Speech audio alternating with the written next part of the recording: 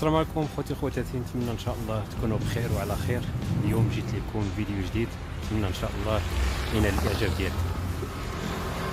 القصه ديالنا ديال اليوم وهي واحد الامير كان كيحكم في واحد البلاد.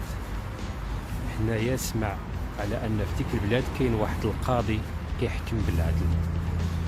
بغى يعرف او جاه الفضول باش يعرف داك القاضي كيفاش كيدير، كيعرف الاسباب ديال الظالم من المظلوم.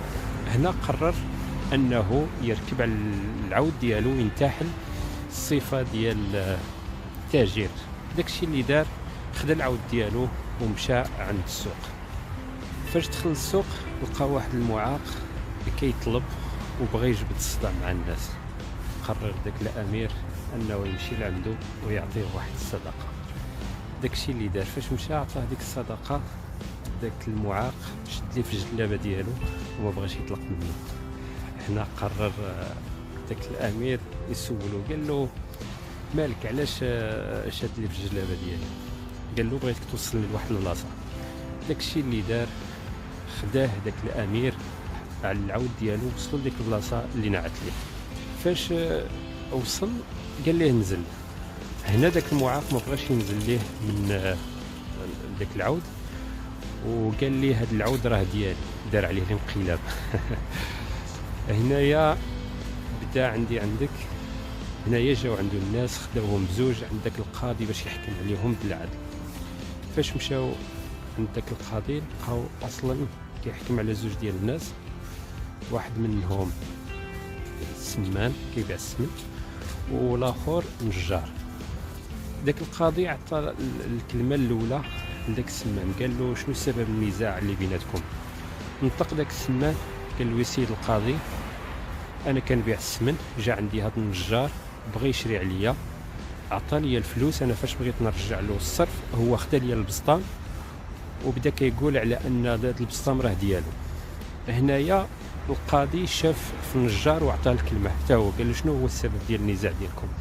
قال له يا سيد القاضي، انا جيت نشري السمن، ولكن فاش بغيت نخلص هاد السمان خدا لي البسطام ما بغاش يرجعوا لي وبدا كيقول على انه ديالو. هنا القاضي قال لهم غادي تخليو لي هذاك البسطام، غادي يبات عندي، نتوما سيروا حتى الغدا ورجعوا لعندي. داكشي اللي دار. هنا جا الدور ديال الامير اللي انتحل الصفه ديال التاجر وداك المعاق. اعطى الكلمه الاولى لذاك المعاق. داك المعاق قال لي يا سيد القاضي، انا كان كما كتشوفني راني معاق وخديت يعني هاد العود كنت مشى عليه، تلاقيت مع هاد السيد هذا ركبته على العود، من بعد ما بغاش ينزل منه وكيقول لي هاد العود راه ديالي، بغى يسرقني. هنا القاضي شاف داك الامير اللي انتحل الصفه ديال التاجر، هو ما عرفوش بانه امير، كيعرف ان التاجر اللي هو قدامه.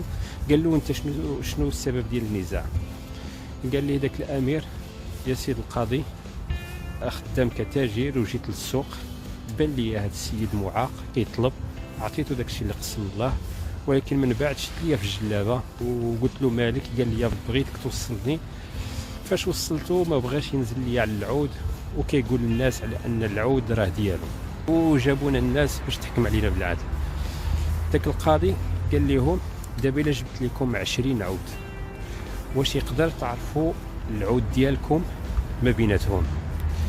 قال ليه داك المعاق غادي نعرفوا، وحتى الامير قال له غادي نعرفوا. المهم داك المعاق بدا كيشوف بيناتهم حتى عرف ان داك العود، قال له هذا.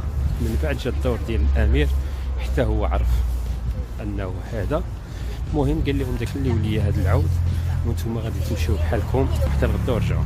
داكشي اللي داروا. فاش رجعوا عنده الغد ليه لقى بغى يحكم على السمان والنجار. قال لهم داك القاضي اعطيو هذا البسطام للنجار وطلقوا يمشي بحاله، وشدوا هذا السمان خليو ضربوه، عطيوه 50 جلده ودخلوه للحبس. داكشي اللي داروا. من بعد جا الدور الامير اللي انتحل الصفه ديال التاجر، وايضا ديال المعاق. قال لهم شدوا هذا المعاق، خليو ضربوه وعطيوه 50 جلده، دخلوه للحبس وعطيوه العود لهذا التاجر هذا يمشي بحاله. المهم داكشي اللي داروا. المهم تسنى داك الامير حتى خرج وتبعوه، وقفوا، شاف فيه داك القاضي قال له ياك واش ما عجبكش هذا الحكم باش حكمت ولا؟ قال له لا، الحكم هو هذاك، وانا راني امير ديال هاد البلاد، سمعت عليك هاد الهضره هادي، ودابا بغيت نجي نجربك نشوف يعني الحقيقه. هنا داك القاضي تفاجأ وسلم على داك الامير وقال له يا سيد الامير ان هذوك الاولين النجار والسمان خديت البسطام ديالهم، فاش مشيت للدار خديت دوك الفلوس اللي كانوا تما حطيتهم في الماء، ما لقيت فيهم حتى شي نقطه ديال السمن، حتى شي واحد ما شرى عليه السمن، ولكن في داك البسطام الداخل لقيت فيه النجاره، يعني داك البسطام عرفتي لا ديال النجار. قال له اما نتوما بيناتكم من بعد فاش تعرفتوا نتوما بزوج على داك العود ما بين 20، هنا جا الدور على العود باش يتعرف عليكم، خليتكم حتى لغد ليه.